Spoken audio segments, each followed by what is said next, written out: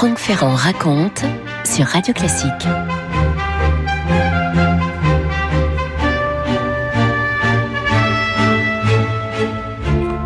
Cette histoire nous amène dans le terrible XIVe siècle, au tout début de la guerre de 100 ans. Je dis bien au tout début, les combats n'ont même pas encore véritablement commencé.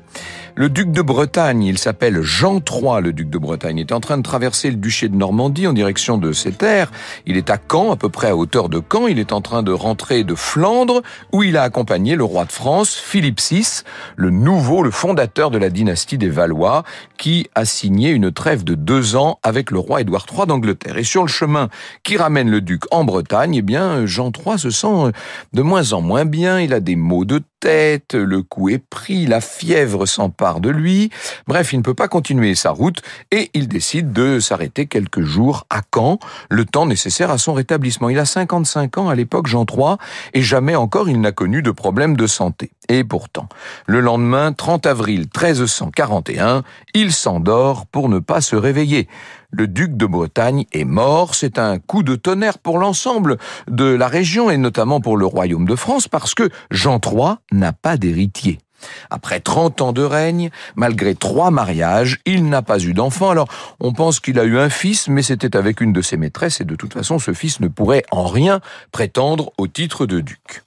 Dans le cas où l'on déciderait de suivre les règles de succession du duché de Bretagne, le prétendant serait donc une prétendante. C'est Jeanne de Penthièvre, qui est la fille aînée d'un frère de Jean III qui n'est plus de ce monde. En Bretagne, à l'inverse du royaume de France, les femmes peuvent prétendre au titre, donc pourquoi pas avoir une duchesse de Bretagne. Seulement, dans cette succession, il y a une autre personne qui aimerait devenir duc, c'est Jean de Montfort. Et Jean de Montfort, c'est le dernier frère de Jean III. La rivalité entre ces deux prétendants, entre Jeanne de Penthièvre et Jean de Montfort, va ouvrir ce qu'on appelle la guerre de succession de Bretagne. Lutte terrible pour prendre la possession du duché. Il faut vous dire que Jeanne de Penthièvre est mariée à Charles de Blois, et que Charles de Blois, c'est le neveu du roi de France, Philippe VI, qui bien sûr va bénéficier du soutien du roi de France, alors que de son côté, Jean de Montfort se rend à Londres pour obtenir l'appui du roi d'Angleterre. Et oui, voilà tout le problème de cette guerre de succession de Bretagne, c'est qu'elle va bientôt devenir un terrain d'affrontement entre la France et l'Angleterre. Franck Ferrand sur Radio Classique. Quand le roi de France apprend le voyage de Montfort en Angleterre, il est fou de colère, dans ses débuts de conflit. On ne sait pas encore que le conflit entre la France et l'Angleterre va durer 100 ans, bien entendu, mais l'Angleterre revendique, en tout cas le roi Édouard revendique pour lui la couronne de France. Vous imaginez bien que l'accession de Montfort au duché de Bretagne, ça signerait le basculement de tout ce duché, de toute cette péninsule, dans le domaine de l'Angleterre, dans l'escarcelle anglaise. Et il n'en est pas question, bien sûr, pour le roi de France, qui convoque Montfort à Paris. En parallèle, il reconnaît Charles de Blois et donc Jeanne de Penthièvre comme les prétendants légitimes, et bien sûr que la France désormais en tient purement et simplement pour Jeanne. Dans son ouvrage sur la guerre de 100 ans, Jean Favier, je cite toujours Jean Favier avec l'émotion que suscitent tous les souvenirs que je peux avoir, Jean Favier écrit « Sans craindre le paradoxe, le roi de France, qui devait son trône aux principes nouveaux de l'incapacité des femmes à gouverner, se fit le champion de sa nouvelle nièce. » C'est vrai que pour le roi de France, pour Philippe VI, il vaut mieux que les femmes ne puissent pas gouverner, parce que sinon, évidemment, c'est le roi Édouard qui a toute prétention à gouverner, à régner sur la France. Et que dire donc de la Bretagne ? Jean de Montfort se présente devant le roi et sa cour réunis dans la grande chambre du palais du Louvre. Vous imaginez ce que c'était que la tour du Louvre à l'époque, on est au XIVe siècle, et en face de lui, il n'a que des visages hostiles. On lui demande de justifier le voyage qu'il vient d'accomplir outre-Manche. Montfort précise qu'il s'est rendu auprès du roi d'Angleterre parce qu'il est son vassal, au nom d'un certain nombre de terres qu'il possède en Angleterre, donc il devait plier le genou. C'est pas une défense très convaincante. On lui demande de rester à Paris le temps de recevoir le verdict, seulement Montfort comprend qu'il vaut mieux pour lui de pas trop s'attarder. Je cite encore Jean Favier. Le prétendant à la Bretagne comprit qu'il allait être débouté et qu'il avait les plus grandes chances de finir ses jours en prison. Il fit savoir qu'il était malade, nul ne s'étonna de ne pas le voir pendant quelques jours. Au vrai, il quittait Paris le soir même de sa comparution avec un ou deux fidèles et sous le déguisement d'un serviteur. Montfort file donc en Bretagne, il entre définitivement en rébellion contre le roi de France et à ce moment-là, la rivalité des clans va se transporter dans le domaine des armes. Dans un premier temps, le parti français est le plus fort. Jean de Montfort va même être fait prisonnier. Seulement l'année suivante, en 1342, c'est le débarquement d'Édouard III en Bretagne avec 20 000 soldats. Édouard III parvient à conquérir Rennes, Nantes et Vannes, et pour faire face, le roi de France se place à la tête d'une armée encore plus nombreuse. Voilà donc Philippe VI parti pour l'Ouest. Décembre 1342, bataille décisive en présence des deux rois. On sait que cette bataille, elle va avoir lieu là. Alors évidemment, le pape propose ses bons offices, c'est toujours le cas. C'est Clément VI, en l'occurrence, qui vient d'envoyer depuis Avignon 2 légats pontificaux. Une trêve de 3 ans est acceptée par les deux monarques qui donc chacun retourne dans sa capitale, l'un à Londres et l'autre à Paris. Et cependant, le roi d'Angleterre ne va pas respecter la trêve. Vous le savez, en 1345, le voilà qui débarque des troupes très nombreuses à Brest. Il va pouvoir s'emparer de toute la partie sud de la Bretagne et 2 ans plus tard, en 47, on signe une nouvelle trêve. La Bretagne se trouve entièrement coupée en deux maintenant, ce qui veut dire que tout le sud est anglais, en gros, et tout le nord est français. C'est une situation qui va rester bloquée pendant quelques temps, pendant quelques années, pendant la grande chevauchée normande du roi d'Angleterre. Et puis, au bout des 5 ans, il y a un événement absolument inattendu qui va tout faire basculer. Vous écoutez Radio Classique. Nous sommes maintenant là en 1351, ce qui veut dire que ça fait 10 ans que le duc de Bretagne est mort, Jean III de Bretagne, et que cette succession est très difficile. Personne n'a réussi à s'imposer pendant ces 10 ans. Les différents protagonistes de la guerre de succession sont coincés, puisque Charles de Blois, qui est proche du roi de France, s'est fait arrêter par les troupes anglaises et qu'on l'a transféré à la Tour de Londres. Ça sent pas très bon pour lui. Quant à Jean de Montfort, qui est proche du roi d'Angleterre, bien sûr, il repose 6 pieds sous terre après avoir été emporté par la maladie. C'est sa femme et son fils unique qui est âgé de 3 ans, qui sont allés s'installer à la cour de Londres. Ce qui veut dire que les deux prétendants au titre de duc de Bretagne sont tous les deux outre-Manche, comme nous le fait remarquer Jean-Baptiste Galen, qui nous a concocté cette émission.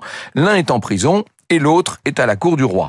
Et la Bretagne est toujours divisée en deux. Donc au sud, les partisans des Anglais, au nord, les partisans des Français. Il y a une trêve, officiellement, seulement les années passent, et disons-le, cette trêve est de moins en moins respectée.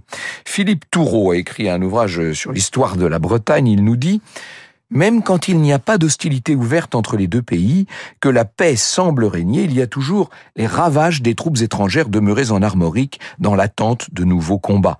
La soldatesque dévaste les champs des paysans et se regroupe en compagnie de routiers d'une centaine d'hommes qui se livrent impunément au brigandage. Les occupants exigent souvent des versements de rançons importantes pour ne pas voler, violer ou faire périr leurs victimes. Dans ces conditions, la disette et la famine sévissent durement, ainsi que la peste noire qui apparaît en Europe en 1348 et qui élimine plus du tiers de la population. Ah oui, je vous ai dit, on est dans le terrible XIVe siècle. Rien n'a été épargné aux personnes, à nos ancêtres de l'époque. 1348, la peste noire. La Bretagne, et dans toutes les années qui suivent, bien sûr. La Bretagne est donc dans une position vraiment critique. Il n'y a pas d'unité politique, ce qui veut dire que c'est partout le désordre et que ça favorise les bandes de pilleurs. Les premiers à souffrir de cette situation, ce sont les Bretons eux-mêmes, bien sûr. À la fin du mois de février 1351, un certain nombre de soldats anglais basés à Pleurmel vont se rendre à Josselin. Josselin est une place ennemie, et ils vont brutaliser tous les paysans qui sont autour. Et évidemment, les paysans en question, ils vont se plaindre au baron Jean de Beaumanoir, qui est capitaine de la garnison de Josselin, qui est partisan de Charles de Blois. Il s'agit d'essayer de trouver un moyen de dédommager tous ceux qui ont été molestés par les Anglais. Beaumanoir est vraiment très en colère quand il apprend que les Anglais ne respectent ni la Semaine Sainte, ni l'ensemble des engagements qu'ils ont pu prendre dans le passé. Le lendemain, il se rend auprès de la garnison de Ploermel afin de s'expliquer avec le chef anglais qui s'appelle Robert Benbough. Les soldats anglais voient de loin ce chevalier qui approche de leur garnison. On ouvre les portes, Beaumanoir se présente devant le gouverneur anglais et voilà les propos qu'il aurait tenus au gouverneur. Chevalier d'Angleterre, vous vous rendez bien coupable de tourmenter les pauvres habitants, ceux qui sèment le blé et qui nous procurent en abondance le vin et les bestiaux. S'il n'y avait pas de laboureurs, je vous dis ma pensée, ce serait aux nobles à défricher et à cultiver la terre en leur place, à battre le blé, à endurer la pauvreté, ce serait grande peine pour ceux qui n'y sont point accoutumés. Non, le brave n'attaque pas l'homme sans défense. Laisse en repos le laboureur. Venge-toi dignement sur le combattant. Je te propose que 30 de tes vaillants chevaliers rencontrent 30 des miens. La voilà, la proposition. Le voilà l'événement dont je vous disais qu'il allait tout faire basculer. Je te propose que 30 de tes vaillants chevaliers rencontrent 30 des miens. Ce que propose Beaumanoir à Benbough, c'est ce qu'on appelle un duel d'honneur. Alors, un duel, normalement, comme son nom l'indique, ce sont deux combattants. Bien là, ce ne sont pas deux combattants, ce sont deux groupes de combattants, 30 contre 30. Or, incroyable mais vrai, le chevalier anglais accepte l'épreuve. Robert Benbough est réputé être un des meilleurs chevaliers de son temps. Le défi que lui a posé Beaumanoir, le cartel qu'il vient d'une certaine façon de lui jeter au visage, ne lui fait pas peur et l'on fixe le combat à la semaine suivante, c'est-à-dire le 26 mars 1351. C'est la veille du 4e dimanche de Carême. 26 mars 1351. Alors évidemment, il va falloir les choisir, ces 30 combattants de part et d'autre. On va respecter le code d'honneur de la chevalerie, bien sûr. Le camp qui comptera le moins de morts et de blessés aura gagné. C'est un combat pour l'honneur. Chacun espère bien que la victoire pourrait influencer la guerre de succession de Bretagne. On pourrait presque imaginer que du résultat du combat dépende somme toute le résultat de la confrontation historique et désormais ancienne entre France et Angleterre sur ce territoire breton. Le matin du 26 mars, Beaumanoir, Benbough et les 58 hommes qu'ils ont choisis sont là, ils sont prêts, la confrontation va pouvoir avoir lieu. Franck Ferrand sur Radio Classique. Eh bien ça y est, nous y sommes.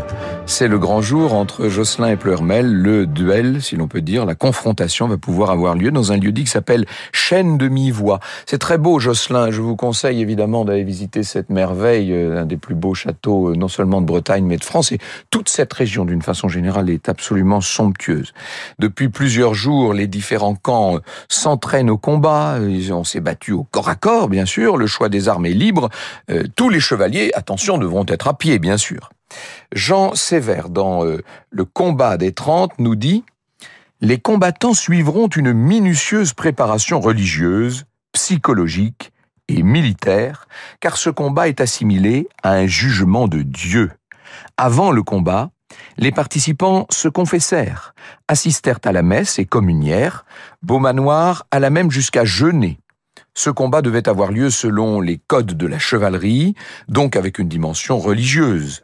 Les combattants vinrent sans doute à cheval de Josselin et de Ploermel, mais les combats eurent lieu à pied, en champ clos, délimités par des épées et des lances fichées en terre, et dont ils ne doivent pas franchir les limites à peine de déshonneur.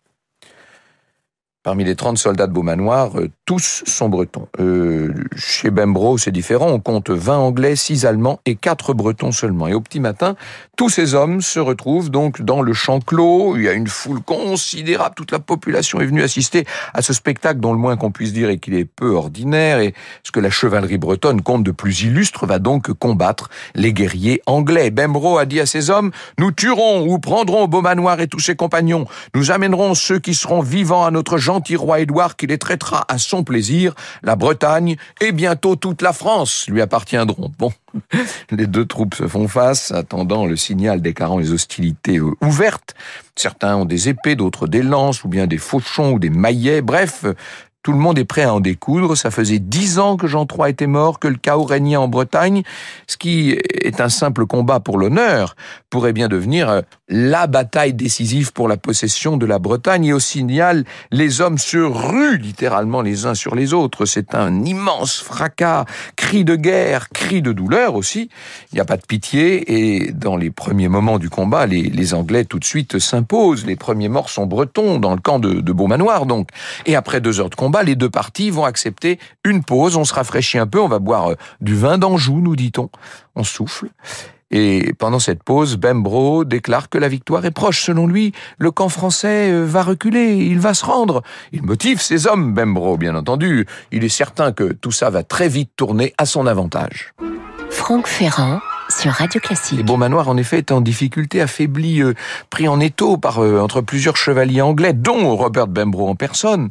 Apercevant son chef en difficulté, Alain de Quéranray va saisir sa lance et frapper Bembro au visage. Et là, le chef anglais s'écroule, il ne se relèvera pas. Le combat tourne à l'avantage du camp français. Beaumanoir est blessé à son tour, il demande de l'eau. Lorsqu'un de ses hommes lui répond « Bois ton sang, Beaumanoir, ta soif passera ». Vous connaissez peut-être cette phrase, elle est restée célèbre, évidemment. Ce sera d'ailleurs la devise de la famille Beaumanoir. « Bois ton sang, Beaumanoir, ta soif passera ».